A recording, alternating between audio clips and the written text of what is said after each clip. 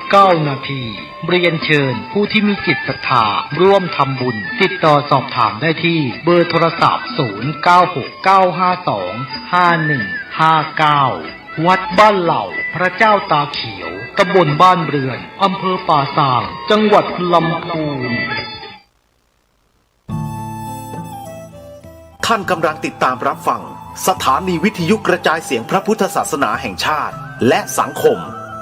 คลื่นเพื่อการศึกษาพระพุทธศาสนาและวัฒนธรรมระบบ FM 104.5 เมกะเฮิรตซ์รายการต่อไปเป็นรายการคดีโลกคดีธรรม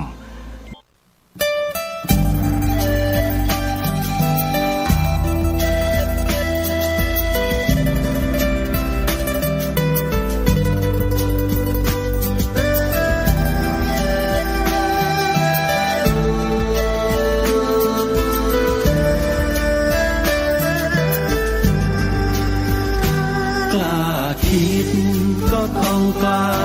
ทำอย่ากลัวถ้าทำความดีเร่งศึกษาปัญหาให้ทันท่วงทีเมืองไทยจะพัฒนากว่านี้รายการดีคดีโลกคดีธรรมขอรำพันบรรยายความคิดเครื่องหมายแห่งสีทั้งสามงามถนัดขาวคือบริสุทธิ์สีสวัสดิ์หมายพระไตรรัตน์และธรรมะคุ้มจิตไทยแดงคือโลหิตเราใสซึ่งยอมสละได้เพื่อรักษาชาติศาสนาน้ำเงินคือสีโสภาอันจอมประชาถ้าโปรดเป็นของส่วนองค์จับริ้วเข้าเป็นไตรรงค์จึงเป็นสีธงที่รักแห่งเราชาวไทยทหารอวตารนำไปยงยุทธวิชัยวิชิตก็ชูเกียรติสยาม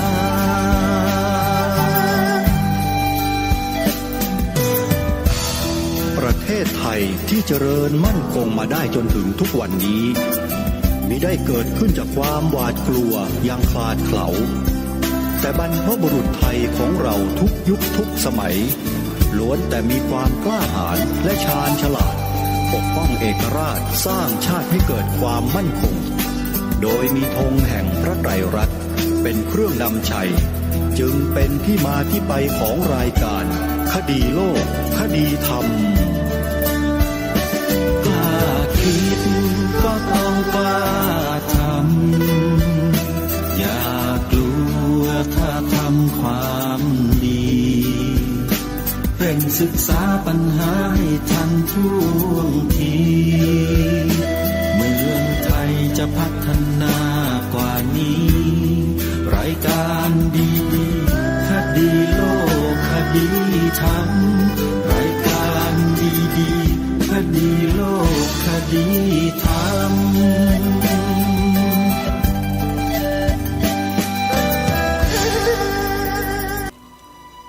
รายการคดีโลกคดีธรรมมีให้ท่านผู้ฟังติดตามรับฟังกันเป็นประจำทุกวันจันทร์ถึงวันศุกร์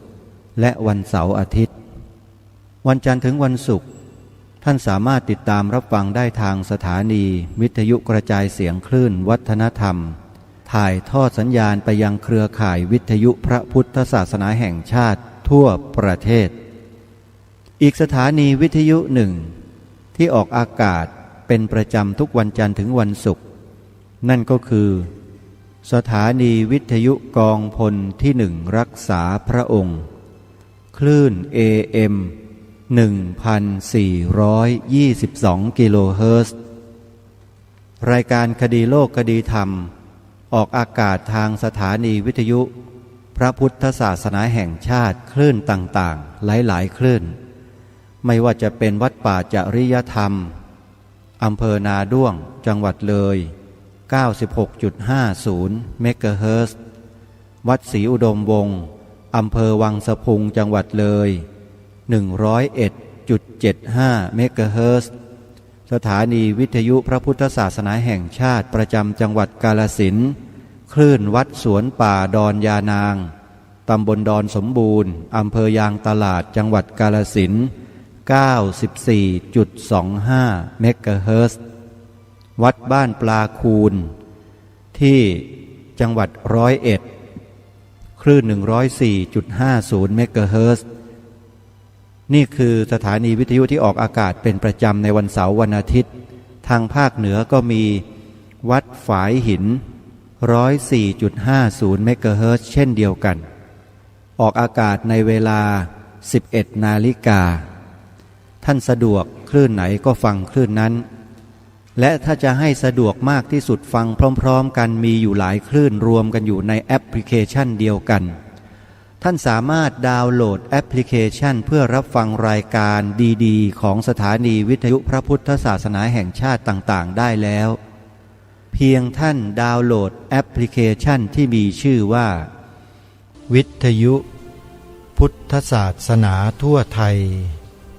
ท่านก็สามารถดาวน์โหลดสถานีวิทยุในต่างจังหวัด17สถานี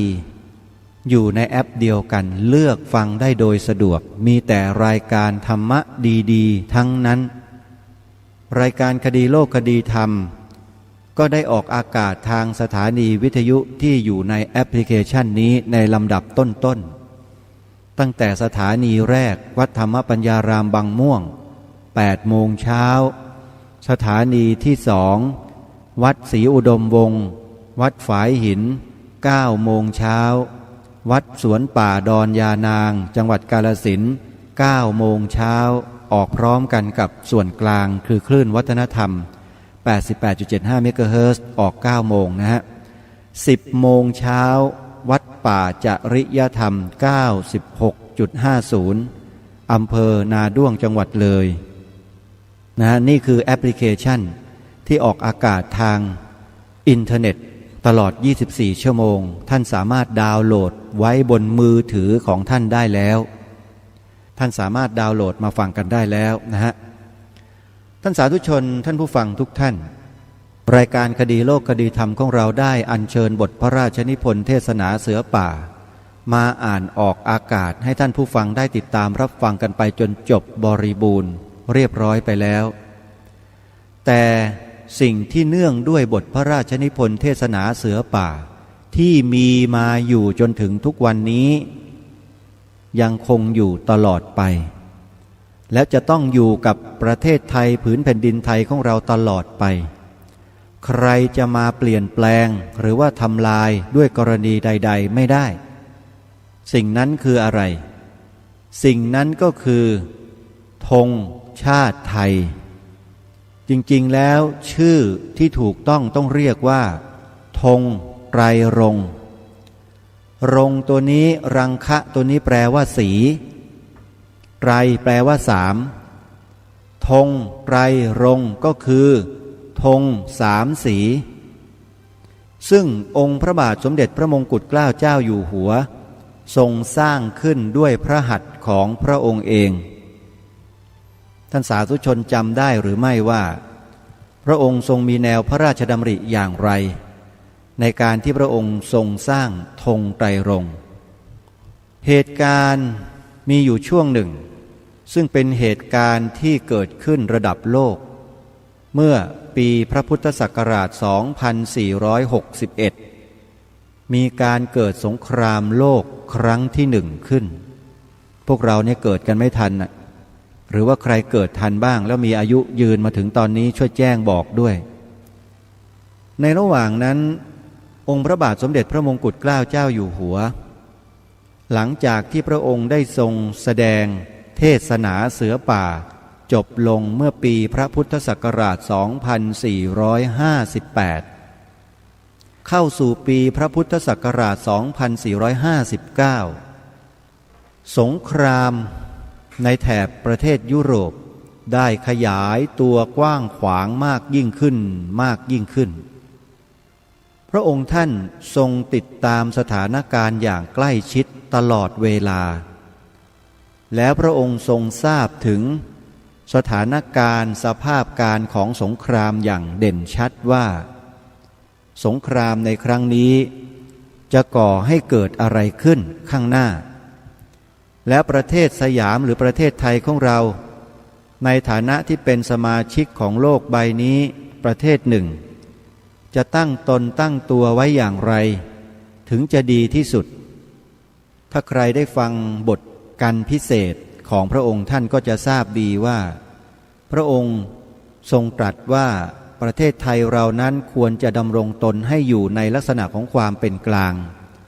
ไม่ดีใจไม่เสียใจในขณะที่ผู้ชนะหรือผู้แพ้สงครามเกิดขึ้นเราควรจะวางจิตของเราให้เป็นเมตตาเอาไว้ส่วนในเรื่องของสถานการณ์บ้านเมืองเดี๋ยวคอยฟังประกาศของทางการกันก็แล้วกันพระองค์ท่านตรัสแบบนี้แล้วพอล่วงถึงปีพระพุทธศักราช 2461 ประเทศไทยในนามของรัฐบาลไทยได้ประกาศร่วมกับสัมพันธมิตรมีประเทศสหรัฐอเมริกาเป็นต้นร่วมทำสงครามกับประเทศเยอรมันคือประกาศสงครามโลกอย่างเด่นชัดมากอาตมาภาพนั่งวิเคราะห์อยู่ณที่นี้ถึงสถานการณ์ในตอนนั้นว่าพระองค์ท่านและรัฐบาลในพระองค์ท่านคงจะถูกคนทักท้วงอย่างมากมายมหาศาลผู้ที่ทักท้วงก็เกิดความไม่พอใจที่รัฐบาลของพระองค์ท่านประกาศสงครามโลกครั้งที่หนึ่งร่วมกับสัมพันธมิตรเป็นแน่แท้ซึ่งถ้าใครมีบันทึกในประวัติศาสตร์เรื่องนี้อยู่รายการคดีโลกคดีธรรมขอความกรุณาช่วยใส่บาตรให้อาตมาภาพสักนิดจะเป็นความกรุณาอย่างยิ่งเพราะเชื่อว่าสิ่งที่ตนเองวิเคราะห์นี้น่าจะมีส่วนที่เป็นไปได้อยู่บ้างไม่มากก็น้อยเป็นธรรมดาของโลกซึ่งจะทำอะไรอย่างใดอย่างหนึ่งที่เป็นเรื่องใหญ่ก็จะต้องมีผู้ทักท้วงมีผู้คัดค้านเป็นธรรมดาเป็นปกติกรณีของพระองค์ท่านและรัฐบาลของพระองค์ท่านก็เช่นเดียวกันในรัชสมัยของพระองค์ที่ทรงประกาศสงครามโลกกับเยอรมันร่วมกับสัมพันธมิตรนั้นก็น่าจะมีคนไม่เห็นด้วยเป็นแน่แท้ในการไม่เห็นด้วยครั้งนั้นเนี่ย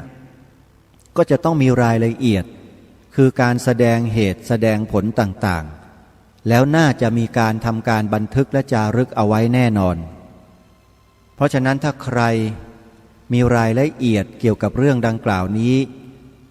รายการคดีโลกคดีธรรมขอบิณฑบาตช่วยส่งข้อมูลมาให้ทางรายการสักทีหรือถ้าใครมีข้อมูลในส่วนอื่นๆอย่างไรก็ช่วยแจ้งให้ทราบจะเป็นความกรุณาอย่างยิ่งเพราะจะได้นำข้อมูลเหล่านั้นมาประกอบกับสิ่งที่พระองค์ได้ทรงถือปฏิบัติในเรื่องของการที่พระองค์ทรงสร้างธงไตรรงค์ให้กับประเทศชาติบ้านเมืองของเราจนถึงพวกเราทุกวันนี้ด้วยเมื่อพระองค์ได้ทรงประกาศสงครามโลกครั้งที่หนึ่งร่วมกับสัมพันธมิตรแล้วสิ่งหนึ่งที่พระองค์ได้ทรงกระทำก็คือการปรับปรุงรูปแบบของธงชาติเดิมทีเป็นธงพื้นแดงรูปช้างในรัชสมัยขององค์พระบาทสมเด็จพระจุลจอมเกล้าเจ้าอยู่หัวรัชกาลที่5นั้นรูปธงชาติเป็นผืนผ้าสีแดงและเป็นรูปช้างเผือกเปลือยหันหน้าเข้าหาเสาและพระองค์ท่านก็ให้ทรงเปลี่ยนแปลงทรงตราพระราชบัญญัติธงขึ้นนะฮะแล้วก็ทรงเปลี่ยนแปลงรูปแบบของธงให้เป็นพื้นสีแดงรูปช้างเผือกทรงเครื่องหันหน้าออกนอกเสาแก้เพิ่มเติมในพระราชบัญญัติธงรัตนโกสินทร์ศก129 เมื่อวันที่ 21 พฤศจิกายนพระพุทธศักราช 2459 ซึ่งยังไม่ครบ100 ปียังไม่ครบจะครบในเดือนพฤศจิกายนซึ่งลักษณะธงที่พระองค์ทรงเปลี่ยนเป็นธงพื้นแดงกลางเป็นรูปช้างเผือกทรงเครื่องยืนแท่นหันหลังเข้าเสานี่แหละคือธงที่พระองค์ทรงเปลี่ยนจากรัชสมัยขององค์พระบาทสมเด็จพระจุลจอมเกล้าเจ้าอยู่หัวรัชกาลที่ 5แล้วก็ทรงประกาศให้เริ่มบังคับใช้ตั้งแต่วันที่ 1 มกราคมพระพุทธศักราช 2459 เป็นต้นไปไม่ทราบว่าจะผิดหรือเปล่านะตรงนี้ต้องขออภัยท่านผู้ฟังด้วยเพราะว่าข้อมูลที่ได้มาเป็นอย่างนี้ในปีพระพุทธศักราช 2460 ได้มีการแก้ไขลักษณะธงชาติอีกครั้งหนึ่งเนื่องจากขณะนั้นประเทศไทยได้ประกาศตนเข้าร่วมกับฝ่ายสัมพันธมิตรเพื่อรบกับเยอรมันออสเตรียและฮังการีในสงครามโลกครั้งที่ 1พระบาทสมเด็จพระมงกุฎเกล้าเจ้าอยู่หัวทรงพระราชดำริว่าการประกาศสงครามครั้งนี้นับเป็นความเจริญก้าวหน้าขึ้นขั้นหนึ่งของประเทศสมควรจะมีสิ่งเตือนใจสำหรับวาระนี้ไว้ในภายหน้าสิ่งนั้นควรได้แก่ธงชาติทรงเห็นว่าลักษณะที่ได้แก้ไขไปแล้วเมื่อปีพระพุทธศักราช 2459 นั้นยังไม่สง่างามเพียงพอจึงทรงพระกรุณาโปรดเกล้าโปรดกระหม่อมให้เพิ่มแถบสีน้ำเงินแก่ขึ้นอีกสีหนึ่งเป็น3 สีตามลักษณะธงชาติของนาประเทศที่ใช้กันอยู่โดยมากขณะนั้นเพื่อให้เป็นเครื่องหมายว่าประเทศไทยได้เข้าร่วมเป็นน้ำหนึ่งใจเดียวกับฝ่ายสัมพันธมิตรเพื่อต่อต้านปราบปรามฝ่ายอธรรมอีกประการหนึ่งสีน้ำเงินก็เป็นสีประจำพระชนมวาลเฉพาะพระองค์ด้วยจึงเป็นสีที่สมควรจะประกอบไว้ในธงชาติไทยด้วยประการทั้งปวงจากนั้นพระองค์ก็ทรงตราพระราชบัญญัติธงขึ้นใหม่ทรงตราพระราชบัญญัติธงขึ้นใหม่ในปีพระพุทธศักราช 2460 วันที่ 28 กันยายนทรงประกาศใช้พระราชบัญญัติดังกล่าวและธงไตรรงค์จึงกลายเป็นธงชาติไทยตั้งแต่บัดนั้นเป็นต้นมาและไม่ใช่เพียงเท่านั้นท่านสาธุชนพระองค์ได้พระราชทานความหมายธงไตรรงค์ไว้ให้แก่พวกเราด้วยซึ่งมีปรากฏอยู่ในหนังสือดุสิตสมิทธฉบับพิเศษหน้า112ใครไปเปิดดูก็ได้พระองค์ท่านได้พระราชนิพนธ์ความหมายธงไตรรงค์ไว้ให้แก่ประเทศไทยของเราเป็นสิ่งที่คนไทยทุกคนต้องจดจำขอย้ำเป็นสิ่งที่คนไทยทุกคนต้องจดจำแล้วนำไปเผยแพร่ให้กับลูกหลานเยาวชนเด็กนักเรียนนักศึกษากันให้กว้างขวางเพราะสิ่งนี้เป็นสิ่งที่องค์บูรพมหากษัตริย์ได้ทรงสร้างขึ้นด้วยพระหัตถ์ของพระองค์เองด้วยน้ำพระราชฤทัยที่เสียสละอย่างสูงยิ่งของพระองค์ใครจะมาบิดเบือนทำลายเปลี่ยนแปลงของพระองค์ไปไม่ได้ไม่ว่ามันผู้นั้นจะเป็นใครก็แล้วแต่อย่างน้อยๆรายการคดีโลกคดีธรรมและสภาพุทธบริษัททั้งบ้านทั้งเมืองนี้ยอมไม่ได้ถือว่าเป็นพันธกิจหลักของพวกเราที่จะต้องช่วยกันปกปักรักษาปกป้องคุ้มครองสิ่งนี้เอาไว้ด้วยชีวิตเหมือนอย่างที่พระองค์ได้ทรงรักษาพระศาสนาของชาติก็คือศาสนาพุทธของพระองค์นั้นด้วยชีวิตเราต้องดำเนินรอยตามเบื้องพระยุคลบาทของพระองค์เท่านั้นแล้วไม่มีทางที่จะผิดคนที่มาต่อต้านคัดค้านนั่นแหละคือคนผิดขอให้จำกันไว้การจดจำบทพระราชนิพนธ์ ความหมายธงไตรรงค์นี้เป็นเรื่องที่สำคัญอย่างยิ่งยวดทำไมจึงกล้าพูดเช่นนี้ก็เพราะมันได้เกิดเหตุการณ์บิดเบือนความหมายธงไตรรงค์ของเราขึ้นมาแล้วครั้งแรกที่ผู้ดำเนินรายการคืออัตมาภาพและกระผมได้เห็นหลักฐานและเก็บหลักฐานมาจนถึงวันนี้เนี่ยเกิดขึ้นเมื่อเดือนพฤศจิกายนปีพระพุทธศักราช 2547 เกิดขึ้นณพิพิธภัณฑ์สถานแห่งชาติพระนครหน่วยงานของรัฐได้จัดงานนิทรรศการธงสำคัญของชาติขึ้นที่นั่นแล้วได้มีโอกาสเข้าไปเยี่ยมชมแล้วก็ได้พบในสิ่งที่ปรารถนาคือ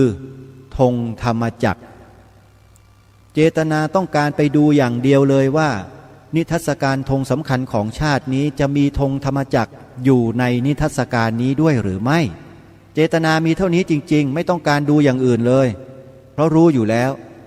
เมื่อเข้าไปพบว่ามีธงธรรมจักรเป็นธงสำคัญของชาติอยู่ก็เกิดความปลื้มปิติยินดีอย่างบอกไม่ถูกในวันนั้นเมื่อดูเสร็จก็เดินทางออกเพื่อจะกลับสู่อาวาสปรากฏว่าทางผ่านด้านหน้าของการจัดงานมีเอกสารแผ่นพับแจกอยู่ด้วยก็เลยหยิบมา2 ชุดรู้อย่างนี้หยิบมาสักปึ้งใหญ่ๆก็ดีหยิบมา2 ชุดนะฮะยังอยู่เลยนี่อยู่ในมือนี่ฮะแผ่นพับนี่แผ่นเล็กๆนี่นะฮะปรากฏว่าเมื่อคลี่ดูข้อความเขียนดีฮะต้นเขียนดีมากแต่พอลงท้ายปรากฏว่ามีปัญหาทันทีความรู้สึกในใจที่เกิดขึ้นตอนนั้นบอกเลยว่าเป็นเรื่องคือพูดอย่างนี้ในใจจริงๆเป็นเรื่องแล้วแล้วก็ยังไม่อ่านตอนนั้นเก็บแล้วเดินกลับเข้ามาในอาวาสของตนเองซึ่งอยู่ใกล้ๆก็มานั่งศึกษามานั่งอ่านนั่งดูซิว่าหน่วยงานไหนอะไรใครเป็นคนทำจัดนิทรรศการนี้ยังไงเก็บรายละเอียดไว้ทั้งหมดถ่ายเอกสารแล้วก็แจกไปให้เพื่อนสหธรรมิกบางท่านที่ทำงานเกี่ยวกับเรื่องนี้ด้วยกันเก็บไว้เป็นหลักฐานอีกชิ้นหนึ่งก็เท่ากับว่าหลักฐานชิ้นนี้ตกอยู่ที่เพื่อนสหธรรมิก1 ชิ้นและอยู่ที่อาตมาภาพ1 ชิ้นได้ทำการถ่ายเอกสารแล้วก็ถ่ายลงใน YouTube ในบทสัมภาษณ์ที่อาตมาภาพได้ให้สัมภาษณ์กับพิพิธภัณฑ์ธงชาติไทยไปแล้วที่อย่างที่บอกอยู่ใน YouTube ใครจะชมใครจะฟังรายละเอียดตรงนั้นและเห็นหลักฐานชัดเจนนะฮะก็เข้าไปดูได้โดยพิมพ์คำว่าธงชาติไทยพิมพ์คำว่าธงชาติไทยใน YouTube แล้ววิดีโอก็จะขึ้นมาเรียงกันยาวเลยลงข้างล่างให้เปิดไปหน้า2มันจะมีตัวเลขข้างล่างสุดนะฮะหน้า1หน้า2 3 4 5คลิปวิดีโอของอาตมาภาพที่อัปโหลดเอาไว้อยู่หน้า2เป็นรูปของพระท่านนายกรัฐมนตรีพลเอกประยุทธ์จันทร์โอชายืนถือธงชาติอยู่นั่นแหละคือคลิปที่อาตมาภาพให้สัมภาษณ์พิพิธภัณฑ์ธงชาติไทยเอาไว้แล้วท่านจะรู้ว่าเกิดอะไรขึ้นกับธงชาติไทยอันเป็นที่รักยิ่งของพวกเราถ้าท่านไม่ดูท่านก็จะไม่เข้าใจเพราะในนั้นมีหลักฐานด้วยเพราะอาตมาภาพได้โพสต์หลักฐานลงใน YouTube ในวิดีโอเอาไว้ให้ท่านดูด้วยคือประกอบหลักฐานไว้ชัด2 ส่วนงานที่กระทำการเช่นนี้ที่กระทำการเยี่ยงนี้ 1. หน่วยงานที่จัดงานนิทรรศการธงสำคัญของชาติที่พิพิธภัณฑ์สถานแห่งชาติพระนคร 2. หน่วยงานที่จัดทำหนังสือคู่มือธงไตรรงค์ธรรมรงค์ไทย 50,000 เล่มบวกอีก 20,000 เล่มแจกให้กับส่วนต่างๆของประเทศโดยเฉพาะสถาบันการศึกษาเพื่อหวังจะล้างสมองเด็กในส่วนข้อความที่บิดเบือนความหมายธงไตรรงค์ตรงนี้ซึ่งเป็นส่วนสำคัญหัวใจสำคัญนะฮะอย่างอื่นยังไม่สำคัญเท่าสิ่งนี้เพราะถ้าหากความหมายถูกบิดเบือนสัญลักษณ์ของประเทศถูกเปลี่ยนแปลงเมื่อไหร่ ไม่ว่าจะหน่วยงานใดก็แล้วแต่นะฮะถ้าสัญลักษณ์ถูกเปลี่ยนแปลงเมื่อไหร่นั่นคือความเปลี่ยนแปลงได้เกิดขึ้นณสถานที่หรือหน่วยงานนั้นแล้วยกตัวอย่างที่ผ่านมาเช่นกทมฮะธงประจำกทมเดิมเนี่ยเป็นพื้นสีขาวรูปพระอินทร์ทรงช้างเอราวัณสีเขียวแต่ตอนนี้มันกลับกันผืนธงเป็นสีเขียวแต่ช้างเอราวัณแล้วก็พระอินทร์เป็นสีขาวท่านคิดว่ามันเกิดอะไรขึ้นล่ะท่านก็ลองคิดเอาง่ายๆการเปลี่ยนแปลงประเทศเขาเริ่มเปลี่ยนจากสัญลักษณ์ของประเทศก่อนโดยเฉพาะประเทศไทยของเราสัญลักษณ์เปลี่ยนแล้วยอมรับความจริงไหมล่ะว่าเปลี่ยนหลักฐานมันทนโทษอยู่หน้าศาลาว่าการกรุงเทพธงเขียวฮะเปลี่ยนหรือเปล่าญาติโยมชาวกทมทั้งหลายที่มีอายุอานามรุ่นเดียวกับอาตมาภาพเนี่ยโดยเฉพาะนิรันดรหูกลางที่อยู่บุคโลเนี่ยเป็นนักวิ่งนักกรีฑา 4x200 เมตรด้วยกันไปแข่งกันที่สนามสุพัชราไสยเมื่อปีพุทธศักราช 2524 ถ้าไม่ผิดนะฮะ 23-24 นี่แหละเดินพาเหรดถือธงประจำกทมเข้าสู่สนามกีฬาสนามสุขธงสีขาวชัดๆในสมัยนั้นปัจจุบันมันกลายพันธุ์เป็นสีเขียวไปแล้วเกิดขึ้นจากอำนาจของผู้บริหารกทมหรือว่าเกิดขึ้นจากอำนาจของผู้ที่อยู่ในสภากทมอันนี้ไม่ทราบจริงๆฮะแต่รู้อย่างเดียวว่ามันเปลี่ยนแล้วการเปลี่ยนแปลงในลักษณะเช่นนี้ความหมายมันเปลี่ยนไปด้วยเมื่อความหมายเปลี่ยนมันจะส่งผลถึงอะไรต่อไม่อะไรมันก็จะเปลี่ยนไปด้วยท่านอย่าคิดว่าตราสัญลักษณ์ต่างๆเหล่านี้ไม่มีความหมายนะมีความหมายเป็นที่สุดลองดูต่างว่าธงไตรรงค์ของเราถ้าเปลี่ยนไปเป็นธงสีอื่นท่านคิดว่ามันจะเกิดอะไรขึ้นกับประเทศนี้คิดกันง่ายๆหน่วยงานของรัฐเหมือนกันตราสัญลักษณ์กระทรวงศึกษาธิการที่เป็นเสมาธรรมจักรตอนนี้ตัวอักษรย่อ4ตัวหายไปหรือยังน่าจะหายไปแล้วก็ค่อยจะเลือนหายไปเรื่อยๆแล้วมันเกือบจะหายไปทั้งตราสัญลักษณ์มาครั้งหนึ่งแล้วเมื่อคราวที่ร่างพระราชบัญญัติการศึกษาศาสนาและวัฒนธรรมกำลังจะออกมาในช่วงนั้นและองค์กรชาวพุทธได้ออกไปแห่กันออกไปที่ท้องถนนแล้วไปประท้วงกันให้ยกเลิกร่างพระราชบัญญัติดังกล่าวนี้เพราะว่ามีอันตรายต่อประเทศชาติบ้านเมืองและพระพุทธศาสนาอย่างร้ายแรงปรากฏว่าร่างนั้นก็ตกไปจริงๆท่านสาธุชนทุกท่านอย่าประมาทผู้ที่คนอื่นเขาส่งเข้ามาปลอมแปลงเพื่อทำลายพระพุทธศาสนาเราทั้งหลายควรระวังรู้เท่าไว้จึงจะควรนี่คือพระราชดำรัสตรัสเตือนขององค์พระมหากษัตริย์รัชกาลที่6ในบทพระราชนิพนธ์เทศนาเสือป่าอันนี้เราประมาทไม่ได้รายการคดีโลกคดีธรรมที่เกิดขึ้นมาทุกวันนี้ก็เพราะสำนึกในพระมหากรุณาธิคุณเป็นล้นพ้นของพระองค์ท่านไม่ได้เกิดขึ้นมาเพราะความบ้าบิ่นความอยากดังอย่างที่หลายๆคนคิดไม่ใช่คุณดูเนื้อหาสาระที่นำเสนอในแต่ละช่วงแต่ละตอนแต่ละวันดูจะรู้ว่ามันเป็นสาระหรือไม่และสิ่งเหล่านี้มันเป็นประวัติศาสตร์มันเป็นสมบัติของชาติแล้วเมื่อถูกกระทำอย่างนี้พูดถึงถามว่ามันเป็นความไร้สาระมันเป็นความอยากเด่นอยากดังตรงไหนถามหน่อยมีแต่สุ่มเสี่ยงต่อชีวิตของตนเองด้วยซ้ำไปทำไมต้องทำล่ะที่ต้องทำก็เพราะพระองค์ท่านทรงฝากไว้ให้กับเราคนไทยทุกคนที่ต้องช่วยกันรักษาพระศาสนานี้ไปจนชั่วกาลปวสานไงในบทพระราชนิพนธ์เทศนาเสือป่าที่พระองค์ตรัสไว้ และพระองค์ไม่ใช่สัตว์อย่างเดียวพระองค์ท่านก็ทรงปฏิบัติด้วยเช่นกันข้าพเจ้าจะรักษาพระศาสนาของชาติด้วยชีวิตเห็นไหมเห็นหรือยังด้วยชีวิตนะแล้วถามว่าเราเป็นใครอ่ะเราจะมานอนกินลมกันอยู่โดยที่ไม่รับผิดชอบต่อชาติบ้านเมืองต่อพระศาสนาของชาติของเราหรือถามหน่อย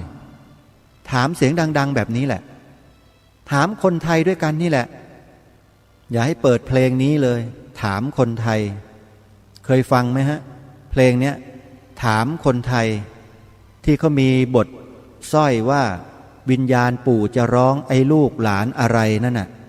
นี่แหละเพลงนี้แหละเขาเรียกว่าถามคนไทยไทยฆ่าไทยให้ชาติอื่นปองวิญญาณปู่จะร้อง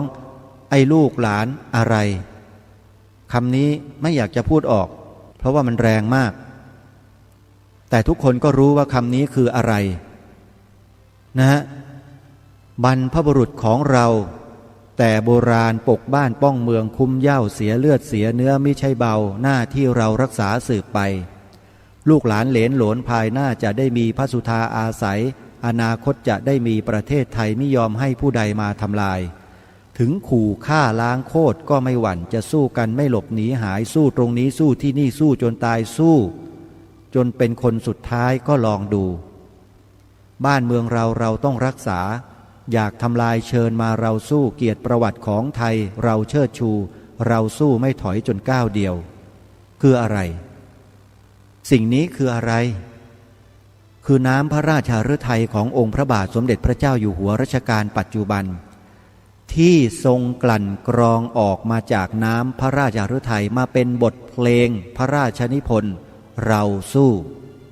เป็นบทเพลงพระราชนิพนธ์ของพระองค์ท่านความฝันอันสูงสุดก็เช่นกันบทเพลงเหล่านี้เราเคยนำมาเปิดฟังกันไหมไม่เคยเดี๋ยวนี้หายไปแล้วจิตสามัญสำนึกของคนไทยก็หายไปด้วยเพราะว่าฝ่ายรัฐบาลกรมประชาสัมพันธ์และสื่อต่างๆไม่นำมาเปิดอยุธยาเมืองเก่าของเราแต่ก่อนจิตใจอาวรณ์มาเล่าสู่กันฟังอยุธยาแต่ก่อนนี้ยังเป็นดังเมืองทองของพี่น้องเหล่าคนไทยเป็นบทเพลงรำวงที่ร้องกันทั่วทั้งแผ่นดินมันหายไปไหนและหายไปได้อย่างไรศึกบางระจันจำให้มั่นพี่น้องชาติไทยเกียรติประวัติสร้างไว้แด่ไทยพวกเรารุ่นหลังแม้ชีวิตย่อมพิชิตเพราะชาติอับปางอันนี้อาจจะผิดเพี้ยนบ้างนะเพราะนานมากแล้วเป็นบทเพลงร้องรำวงกันทั่วทั้งแผ่นดินหายไปไหนใครเป็นคนทำให้มันหายไปมันหายไปจากจิตใจของคนไทยจริงๆท่านเราลืมชาติตัวเองกันแล้วนะทุกวันนี้ยอมรับกันหรือเปล่าไม่ได้เด็ดขาดจำเป็นที่รายการคดีโลกคดีธรรมต้องรื้อฟื้นจิตสำนึกของคนไทยกลับจึงต้องจัดรายการในลักษณะเช่นนี้ขึ้นแล้วรายการนี้เป็นรายการอนุรักษ์นิยมอนุรักษ์ความเป็นไทยตามแนวพระราชดำริขององค์พระบาทสมเด็จพระเจ้าอยู่หัวเรากำลังพากันดำเนินรอยตามเบื้องพระยุคลบาทขององค์บูรพมหากษัตริย์ไทยด้วยกันใครจะเดินออกนอกลู่นอกทางก็เชิญไม่ได้มีการบังคับเพราะเรื่องนี้เป็นเรื่องของจิตสามัญสำนึกท่านสามารถที่จะชี้วัดตัวท่านเองได้ว่าท่านมีสามัญสำนึกหรือไม่สำหรับรายการคดีโลกคดีธรรมและท่านผู้ฟังส่วนใหญ่ที่ฟังรายการนี้มาโดยตลอดมั่นใจว่าท่านมีจิตสำนึกเต็มร้อยรายการคดีโลกคดีธรรมขอตั้งปณิธานไว้ตลอดชีวิตนี้และชีวิตหน้าและทุกๆชีวิตทุกชาติทุกภพว่าจะขอทำหน้าที่ปกปักรักษาคุ้มครองพระพุทธศาสนาไว้ในชีวิตของตนเองและผู้อื่นให้ได้มากที่สุดจนกว่าจะสิ้นทุกข์นั่นก็คือถึงพระนิพพาน ไม่รู้ชีวิตนี้จะเกิดมาไม่รู้จะทำอะไรจะไปทำมาหากินร่ำรวยเหมือนคนอื่นมันก็ทำได้มันไม่ยากหรอกสติปัญญาความสามารถไหวพริบปฏิภาณศึกษาเรียนรู้ไม่นานเดี๋ยวมันก็เก่งแต่ถามว่าเรียนไปแล้วจะได้อะไรมันได้แต่ความโลภเพิ่มความโกรธเพิ่มความหลงเพิ่มมันจะมีประโยชน์อะไรกับความเป็นชีวิตที่เกิดมาพบกับพระพุทธศาสนาได้ศึกษาเล่าเรียนอย่างละเอียดลึกซึ้งได้ประพฤติปฏิบัติเจริญวิปัสสนากรรมฐาน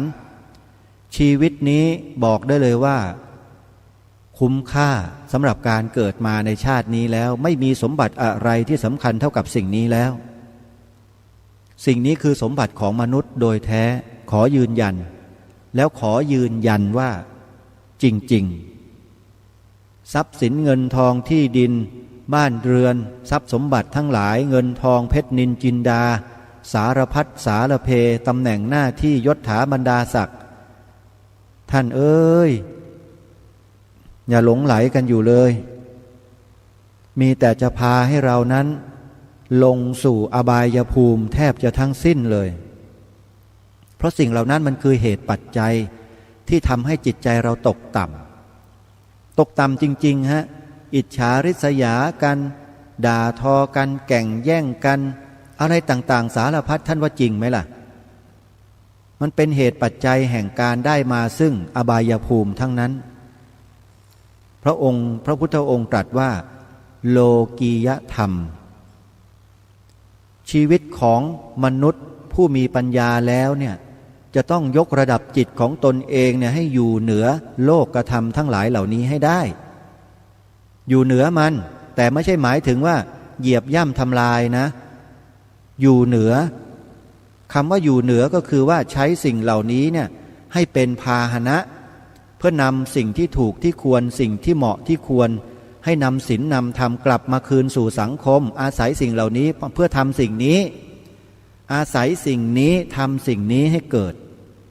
นี่คือมนุษย์ที่มีสติปัญญาเขาจะใช้สิ่งเหล่านี้ที่เป็นโลกธรรมเนี่ยมาสร้างศีลสร้างธรรมให้เกิดขึ้นในจิตใจของมวลมนุษยชาติให้มากที่สุดแต่ไม่ใช่ใช้ไปเพื่อแข่งแย่งชิงดีชิงเด่นอิจฉาริษยาอาฆาตพยาบาทกันไม่ใช่ถ้าใช้ไปในทางนั้นผิดหมดไม่ถูกจึงขอฝากท่านสาธุชนไว้ว่า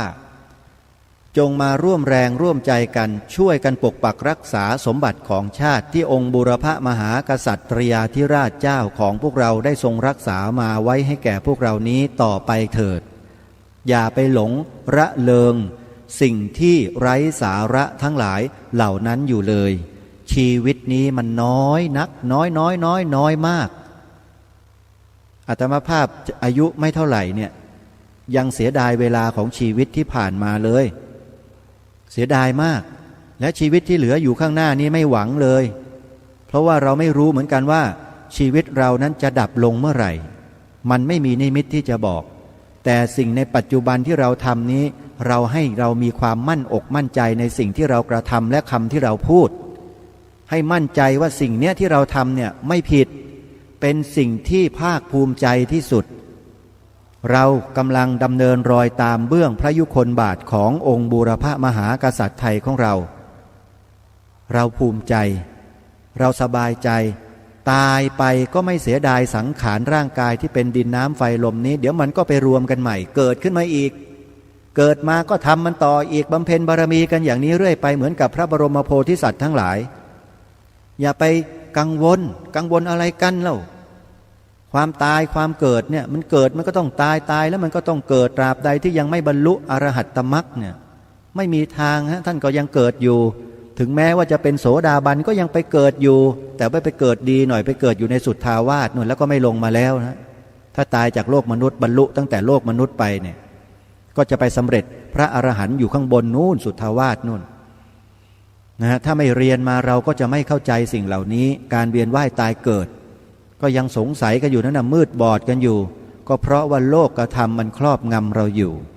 เพราะฉะนั้นท่านสาธุชนมาช่วยกันทำสิ่งนี้นะไม่จำเป็นที่ท่านจะต้องมาบรรลุไม่ต้องมารู้อะไรกันมากหรอกรู้อย่างเดียวว่าพระพุทธศาสนา มีประโยชน์ที่สุด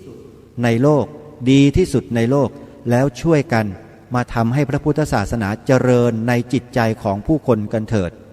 วันนี้เวลาของรายการหมดลงแล้วต้องขอสมมุติยุติไว้แต่เพียงเท่านี้พบกันใหม่ในวันต่อไปขอความสุขสวัสดีจงมีแด่ท่านสาธุชนผู้ฟังทุกท่านทุกคนเทินขอเจริญพร